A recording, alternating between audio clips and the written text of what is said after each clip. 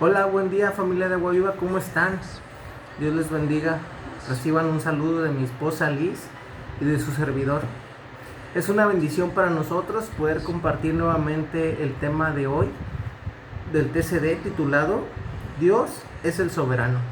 Esto lo podemos encontrar en Daniel capítulo número 2 del 1 al 13. Pero antes vamos a orar para poner en manos de Dios este tema. Pues cierra tus ojos y vamos a orar. Padre, gracias por este tiempo, Señor. Gracias porque nuevamente podemos escudriñar tu palabra, Señor. Te pedimos, Espíritu Santo, que vuelvas a hablar a nuestra vida, a nuestros corazones, Señor. Y que esta palabra, Señor, sea una palabra llena de tu Espíritu Santo, Señor. Gracias, Dios. Gracias, Padre, por tu presencia en nuestras vidas y por este tiempo. En el nombre de Jesús. Amén. Amén. Bien, pues la palabra de Dios nos dice: en el segundo año del reinado de Nabucodonosor, tuvo Nabucodonosor sueños, y se perturbó su espíritu, y se le fue el sueño. Hizo llamar el rey a magos, astrólogos, encantadores y caldeos, para que le explicasen sus sueños. Vinieron, pues, y se presentaron delante del rey. Y el rey les dijo: he tenido un sueño, y mi espíritu se ha turbado por saber el sueño. Entonces hablaron los caldeos al rey en lengua aramea: Rey, para siempre vive. Di el sueño a tus siervos y te mostraremos la interpretación. Respondió el rey y dijo a los caldeos: el asunto lo olvidé. Si no me mostráis el sueño y su interpretación, seréis hechos pedazos, y vuestras casas serán convertidas en muladares. Y si me mostráis el sueño y su interpretación, recibiréis de mí dones y favores y gran honra. Decidme, pues, el sueño y su interpretación. Respondieron por segunda vez y dijeron: diga el rey el sueño a sus siervos, y le mostraremos la interpretación. Bien, me gustaría explicarles antes que Daniel fue un joven judío que vivió en Jerusalén a finales del siglo 600 a.C. Durante este tiempo Babilonia invadió Judá y llevó muchos prisioneros judíos, entre ellos pues Daniel y sus amigos. Sabemos que Daniel tenía dones y talentos que Dios le había dado, pero sabemos que también Dios le había dado gracia. Esto le permitió a Daniel tener un puesto en el gobierno de Babilonia. Podemos también ver en el capítulo 1 que dice: tuvo Nabucodonosor sueños. Pero ¿por qué? Bueno, para empezar, ¿quién es el que le dio los sueños al rey? Pues Dios, ¿verdad? Pero ¿por qué Dios le daría al rey un sueño donde le explicaba lo que iba a pasar en su reinado? ¿Por qué? Pues fácil y sencillo, ¿no? Pues porque Dios es un Dios soberano y así lo quiso hacer.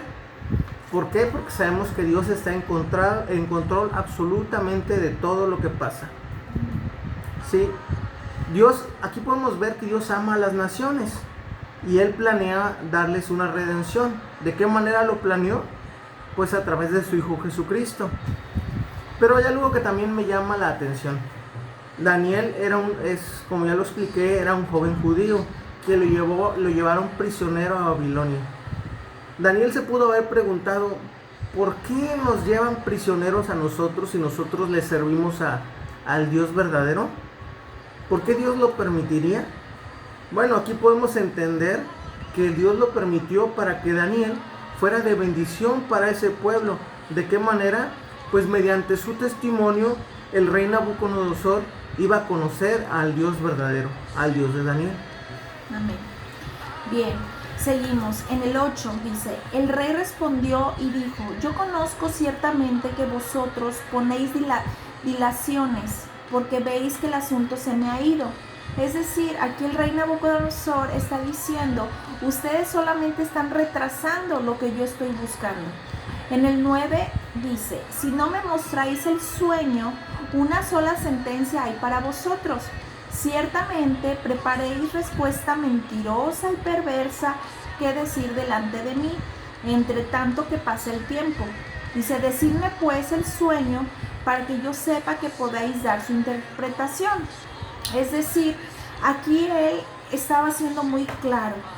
Él sabía que si estos hombres que se dicen llamar, entre comillas, hombres sabios, pues que le digan cuál había sido su sueño, y desde luego la interpretación que le dieran iba a ser una respuesta correcta, que él así la tomaría. Y pues bueno, en el 10 dice: los caldeos respondieron delante del rey y dijeron: no hay hombre sobre la tierra que pueda declarar el asunto del rey. Además de esto, ningún rey, príncipe ni señor preguntó cosa semejante a ningún mago, ni astrólogo, ni caldeo. O sea, aquí ellos están declarando y están diciendo: no hay nadie que pueda declarar esto, o sea, que pueda afirmar ese sueño que fue. Es decir, ningún mago, ningún astrólogo, ningún encantador, ningún brujo, ningún caldeo. O sea, ahora sí que era algo imposible. Y también nos está diciendo que ningún rey había antes pedido una cosa así. ¿Por qué? En el 11 te lo dice: porque el asunto que el rey demanda es difícil, o sea, era algo imposible. Y dice: y no hay quien lo pueda declarar al rey, salvo los dioses cuya morada no es con la carne, ¿sí? Y el 12 dice: por esto el rey con ira y con gran enojo mandó que matasen a todos los sabios de Babilonia. Si se dan cuenta, él realmente estaba enfurecido, reaccionó de una manera violenta. ¿Por qué? Pues porque, como dice aquí en el versículo 1, su espíritu se había perturbado, ¿sí? Él estaba angustiado, él estaba estresado, porque de alguna forma él sabía que ese sueño tenía algo que ver con su reinado. Entonces le preocupaba, ¿verdad? Entonces él de alguna forma estaba reaccionando de esa manera. Él decía: ¿cómo es posible que estos hombres que son sabios, que tienen un conocimiento, porque así los habían puesto o los habían llamado, cómo no me van a poder interpretar y decirme cuál es mi sueño, ¿verdad? Pero aquí vemos que solamente es Dios el único que puede dar, puede tener el conocimiento de todas las cosas. Nadie más. Y pues bueno, en el 13 dice: y se publicó el edicto de que los sabios fueran llevados a la muerte, y buscaron a Daniel y sus compañeros para matarlos. Entonces aquí vemos el papel importantísimo que desempeñó Daniel aquí en este mensaje. O sea, desempeñó un papel importantísimo, porque aquí vemos que Daniel fue un hombre lleno de fe, fue un hombre que Dios le dio la sabiduría, le dio el entendimiento para poder tener esas visiones, para poder interpretar esos sueños, pero realmente eran de parte de Dios. Entonces aquí podemos ver que él fue el medio para que el rey Nabucodonosor conociera de ese Dios vivo, ¿verdad? De ese Dios verdadero, que era el Dios de Daniel, ¿sí? También otra cosa importante: en la actualidad a lo mejor decimos, bueno, eso pasaba antes, ¿verdad? Pero ahora también mucha gente tiene el espíritu perturbado, ¿verdad? Mucha gente se encuentra perturbada, se encuentra angustiada, se encuentra con miedo, ¿verdad? Y por la pandemia, por las situaciones que se están presentando en nuestra vida, todos los días, ¿verdad? Y recurren a esos hombres, ¿verdad? Recurren a la astrología, al tarot, para ver qué me va a decir mi futuro. Recurren a la bruja para que me haga una limpia y a ver si con esto ya encuentro un trabajo, encuentro esto, encuentro lo otro. Pero sabes, déjame decirte, nosotros, ¿verdad? Como hijos de Dios debemos entender que esto es abominación a Jehová, esto no es algo agradable ante los ojos de Dios, y nosotros como hijos de Él debemos apartarnos, debemos separarnos y no contaminarnos con ellos, ¿verdad? Y sobre todo debemos hablarles, ¿verdad? De ese Dios verdadero, que es el único que conoce tu pasado, que está en tu presente, ¿sí? Para restaurarte, y está en tu futuro para bendecirte. Entonces, lo único que nos queda, así como el propósito que cumplió Daniel, ¿verdad?